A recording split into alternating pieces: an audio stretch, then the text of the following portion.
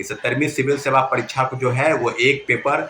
2 पाली में आयोजित की गई। जैसा कि आपको पता है कि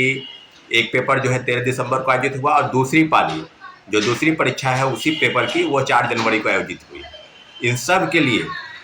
लगातार विरोध प्रदर्शन चल रहा है और जिस प्रकार का विरोध प्रदर्शन है उसमें एक ही आंदोलन में एक ही प्रोटेस्ट में लगातार 4 बार लाठीचार्ज हुआ। नमस्कार साथियों, जय हिंद। मैं सौरभ कुमार और सभी छात्र छात्राओं को आह्वान किया जा रहा है बीपीएससी 70वीं सिविल सेवा के परीक्षार्थी को और तमाम ऐसे परीक्षार्थी जो प्रतियोगिता परीक्षा की तैयारी कर रहे हैं, चाहे वो रेलवे हो, चाहे बैंकिंग हो, चाहे एसएससी हो, चाहे दरोगा हो, चाहे सिपाही हो, यानी इस प्रदेश के सारे अभ्यर्थी जो प्रतियोगिता परीक्षा की तैयारी कर रहे हैं और विभिन्न प्रतियोगिता परीक्षा में बैठकर सरकारी नौकरी पाने की चाह रखते हैं, उन लोगों को आह्वान किया जा रहा है कि कल यानी 30 जनवरी को गर्दनी बाग धरना स्थल पर सभी को मौजूद होना है। साथियों, आपको बताते चले कि जिस प्रकार से विगत 18 दिसंबर से यह प्रोटेस्ट जो है चल रहा है और प्रोटेस्ट चलने के पीछे जो वजह है वो यह है कि 70वीं सिविल सेवा परीक्षा को जो है वो एक पेपर 2 पाली में आयोजित की गई। जैसा कि आपको पता है कि एक पेपर जो है 13 दिसंबर को आयोजित हुआ और दूसरी पाली जो दूसरी परीक्षा है उसी पेपर की वो 4 जनवरी को आयोजित हुई। इन सब के लिए लगातार विरोध प्रदर्शन चल रहा है और जिस प्रकार का विरोध प्रदर्शन है उसमें एक ही आंदोलन में एक ही प्रोटेस्ट में लगातार 4 बार लाठीचार्ज हुआ और पूरी तरीके से जो व्यवस्था है, जो चरमराई व्यवस्था है, जो शिक्षा व्यवस्था है और जो बीपीएससी के चेयरमैन रवि परमार मनु भाई की नीति है, उस नीतियों पर कुठाराघात करने के लिए, उस नीतियों को समाप्त करने के लिए एक तुगलकी फरमान जो लगातार वो निकाल रहे हैं बीपीएससी अभ्यर्थियों के खिलाफ में, उसको लेकर सरकार को हम लोगों ने लगातार अल्टीमेटम दिया। सरकार को के लिए बातचीत करने का रास्ता जो है, सरकार को हमने कहा कि आप बातचीत कीजिए, आप छात्रों अभ्यर्थियों के ग्रीवांसेस को बताइए, सुनिए, लेकिन सरकार जो है टस मस नहीं हो रही है और बीपीएससी लगातार अभ्यर्थियों को डराने का प्रयास कर रही है। एक ही आंदोलन, एक ऐसा आंदोलन है जिसमें सभी शिक्षकों को बोलने पर रोक लगाया गया। जो भी आंदोलन चल रहे थे उसमें सब कई छात्रों पर एफआईआर दर्ज है, कभी छात्रों को नोटिस जारी किया जा रहा है और विगत दिनों जो प्रेस कॉन्फ्रेंस हुआ उसमें बीपीएससी द्वारा उसमें यह कहा जा रहा है कि हम कई ऐसे अभ्यर्थियों को चिन्हित कर लिए हैं जिनको डिबार किया जा रहा है, यानी आगामी बीपीएससी के परीक्षा में बैठने के लिए उनको प्रतिबंधित किया जा रहा है। तो इस तरह की चीज़ों को डराने का प्रयास किया जा रहा है और पूरी तरीके से पेपर लीक धांधली सेटिंग पर उनकी किस प्रकार से गलतफहमी है उस पर उन पर कोई बैलेंसिंग नहीं है, उन पर कंट्रोल नहीं है कि पेपर लीक कैसे रोका जाए, धांधली सेटिंग कैसे रोका जाए। जो बापू परिसर केंद्र में 13 दिसंबर को हुआ उसमें कई अन्य गड़बड़ी सामने आई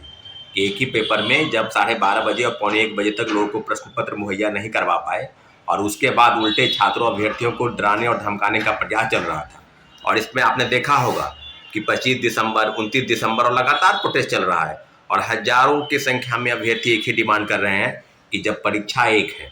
जब पेपर एक है तो उसको 2 शिफ्ट में आयोजित कराने का कोई तुक नहीं है। और सारी चीज़ों पर लेकर आपने देखा होगा कि विगत लगभग 1 महीना 40 दिन बीत गए और अभी तक सरकार की तरफ से कोई भी तरह के किसी भी तरीके का ऐसा कोई उचित कदम नहीं दिखाई दिया जिससे ये फैसला हो सके कि पेपर जो है, इसके पहले आपको याद होगा कि 67 बीपीएससी के समय में भी एक पाली की परीक्षा 2 शिफ्ट में आयोजित हुई थी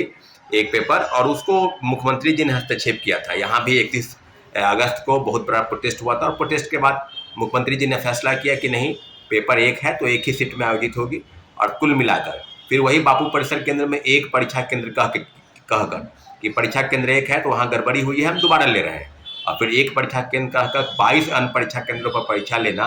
तो किस तरह की व्यवस्था हुई। और आपने जिस प्रकार से लगातार कहा कि स्केलिंग कर दिए, एक पेपर को इक्वल करके कैसे आप बता सकते हैं। आपने कहा कि 2 शिफ्ट में परीक्षा होगी तो 2 शिफ्ट के परीक्षा को इक्वल कैसे आप कर सकते हैं।